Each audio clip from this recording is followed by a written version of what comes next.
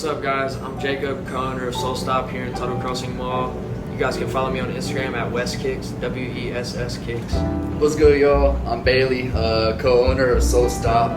You can find me on Instagram. It's Bailey_LaForge. Okay, where do you guys see Soul Stop in the next let's say the next 5 years? What do you guys see? What's the end goal for Soul Stop?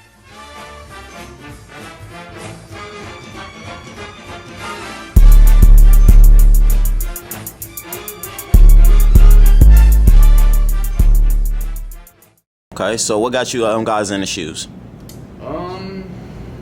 I've always loved shoes.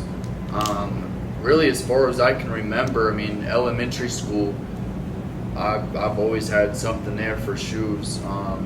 Like middle school, all my friends started getting the retros and all that, the cool stuff, and I couldn't afford them. So it was just something that just pushed me even more to really want them, desire them, and I finally got my first pair and kind of went from there. Okay. Yeah, so basically, I was never really big into shoes growing up, and then once I got to middle school, I started seeing everybody wearing retros and stuff like that, and I had always just worn free runs and stuff. I had a few pairs of free runs that I would just rotate throughout the week, and Oreo 5s were coming out. I believe it was it 2013, I believe, something like that.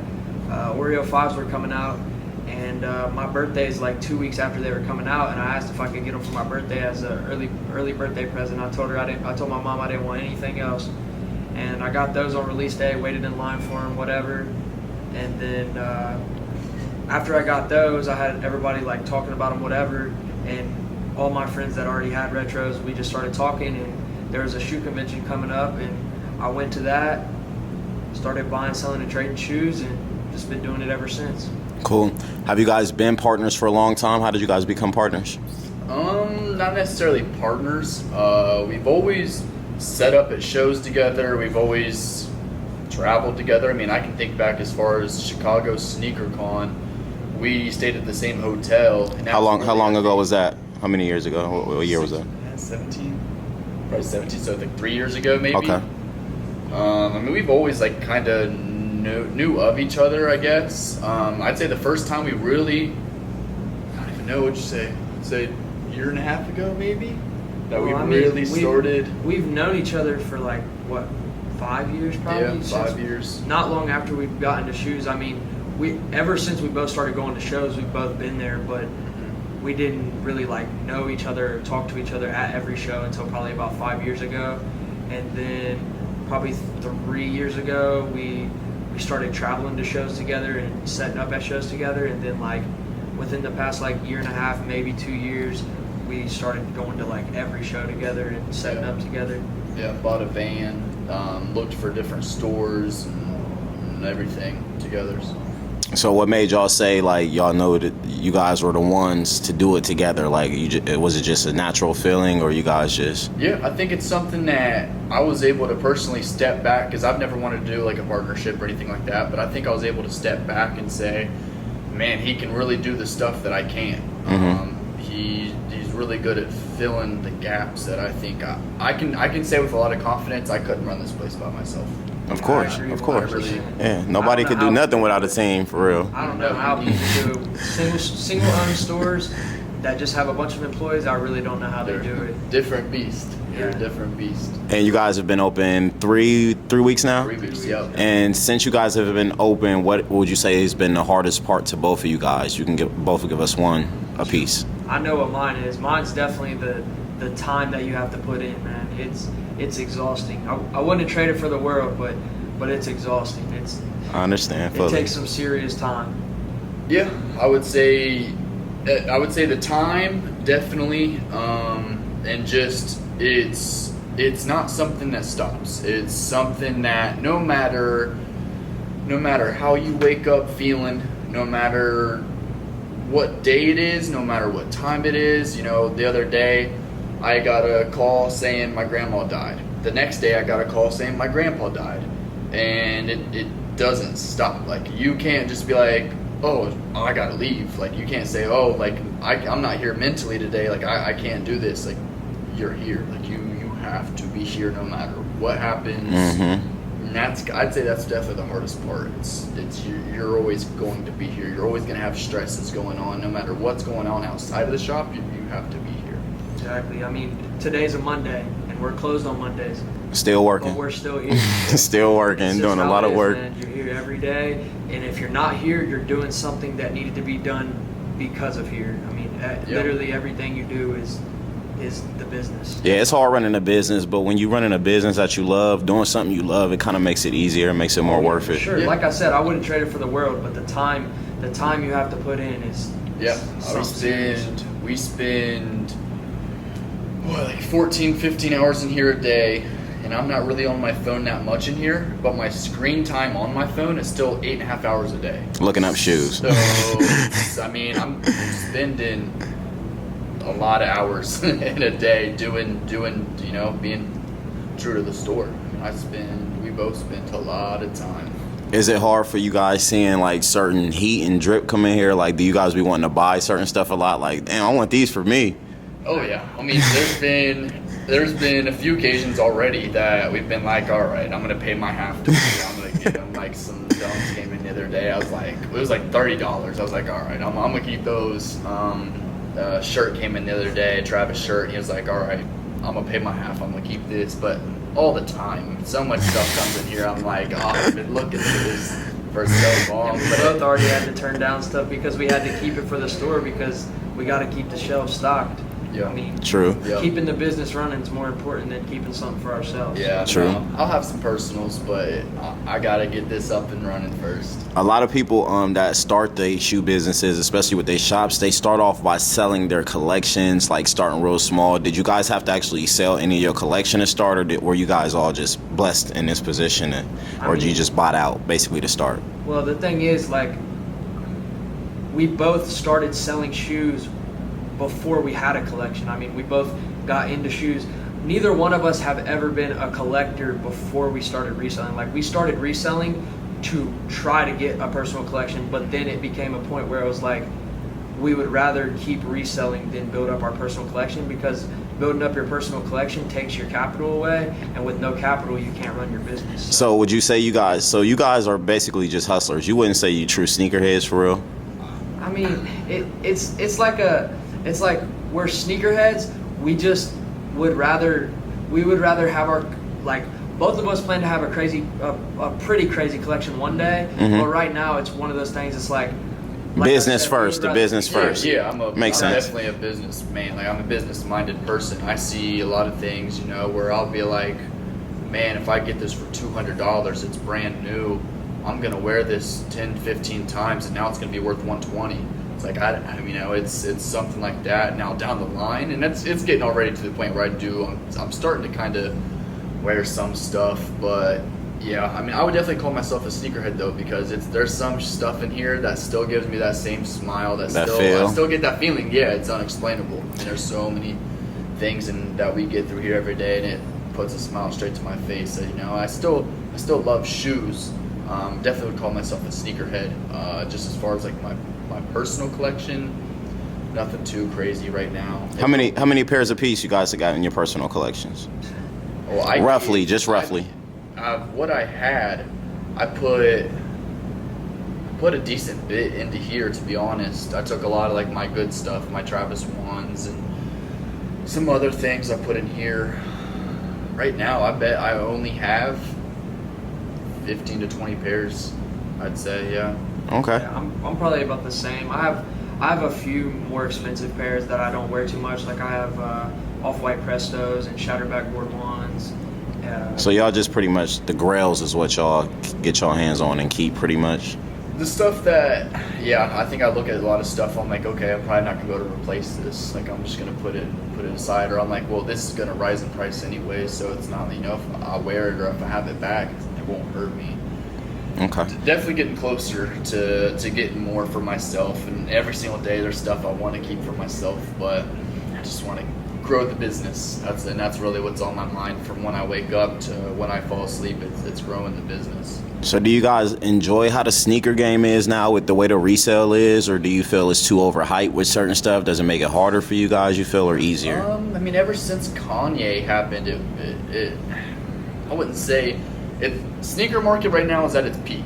It's definitely at its peak as far as the business, the recognition, everything like that. But like when I first got into it, everyone was into the OGs, the 1999s, the old stuff. You know, repainting and fixing them up, making them look nice, stripping the paint, all that. That was what was cool. The LeBrons, the stuff that had stories behind them.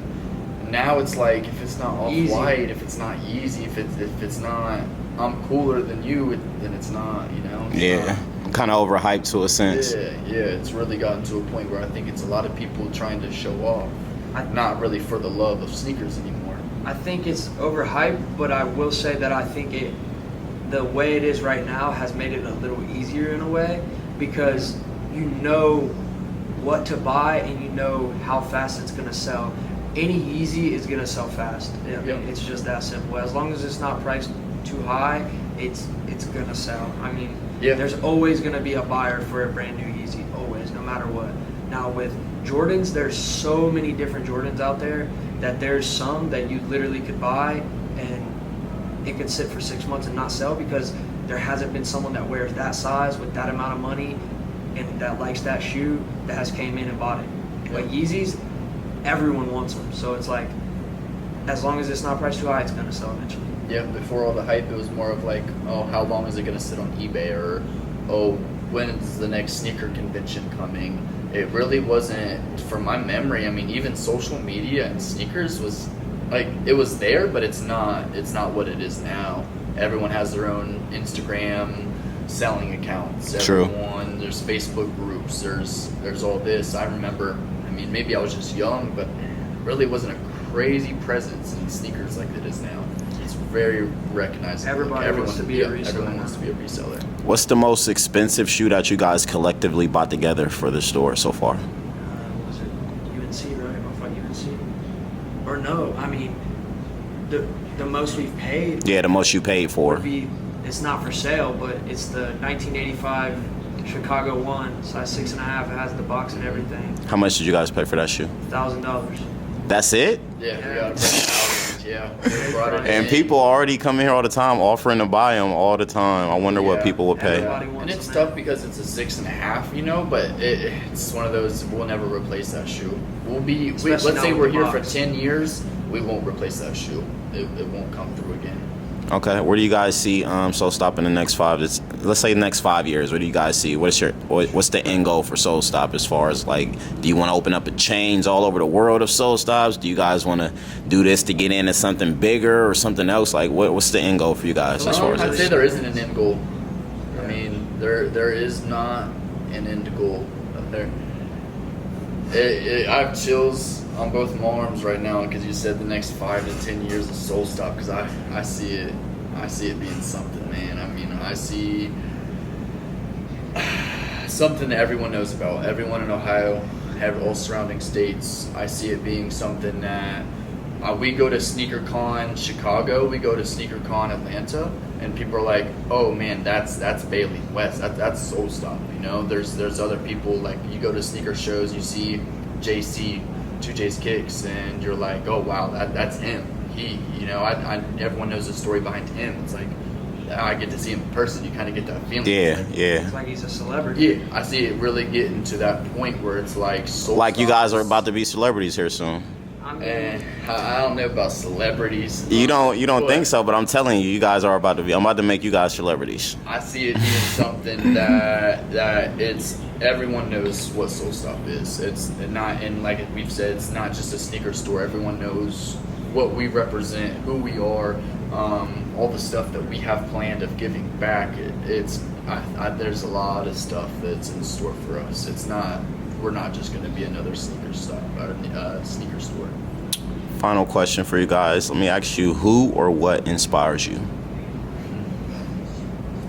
I could answer that with a lot of people. I mean, I really think, you know, not to even be cheesy, I think my biggest inspiration is my childhood. I mean, the way I came up, I'd say that's by far my biggest inspiration. It's waking up every morning and saying, I'm gonna be different than everyone else that was around me.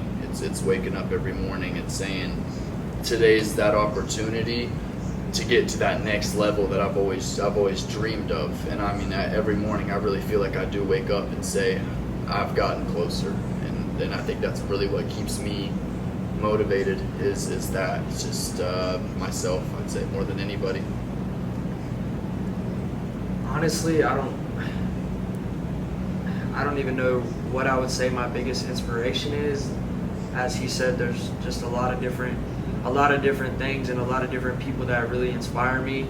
I guess the biggest thing that really drives me is wanting to retire at a young age and wanting to set up myself, my immediate family, and hopefully all of my family to where they never have to worry again. I mean, it's just like so many people just live their life content with having the norm, having a house and having a car and having a job, and just not living paycheck to paycheck, but just making sure the bills are paid, and that's it. I mean, they're just content with having a normal life, and I just will never be like that. I mean, like I said, I just hope that one day I can literally have my entire family set for forever and never have to worry about anything, even when I'm dead.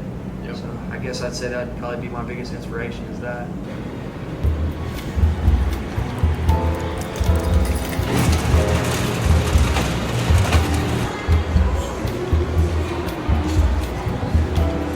We looked at 5 other spots when we came here to the mall. Yeah, one of the spots being right here. We really liked it. The location was nice, but what was wrong with it? It just needed work. Outlets in the floor. Yeah, it just needed a bunch of work. How was the bathroom? Oh yeah, in the bathroom. Yeah, so definitely out of all the spaces we looked at, ours was definitely the top one. We said we'd keep our eyes out. If anything pops up free here.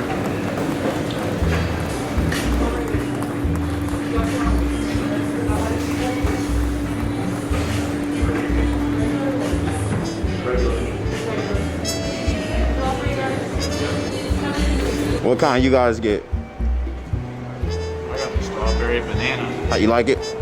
Oh man, not the biggest. Nah. How about yours? You like yours? Yeah, I always get this. I haven't even tried anything. Straight fruit. There's also the Yeah. So you don't like Mondays, why? Every Monday is kind of like a chance for us to step back, get things organized. Like today, we went through all of our inventory, seeing if we missed a sale, see if something went up missing, stuff like that. We also spend our days buying shoes. So as you can see here, these are some of the new Yeezys we just got in. So all these will hit the floor on Tuesday. So pretty much it's just kind of a day of stepping back, getting things organized, getting more inventory in the shop. Going that way.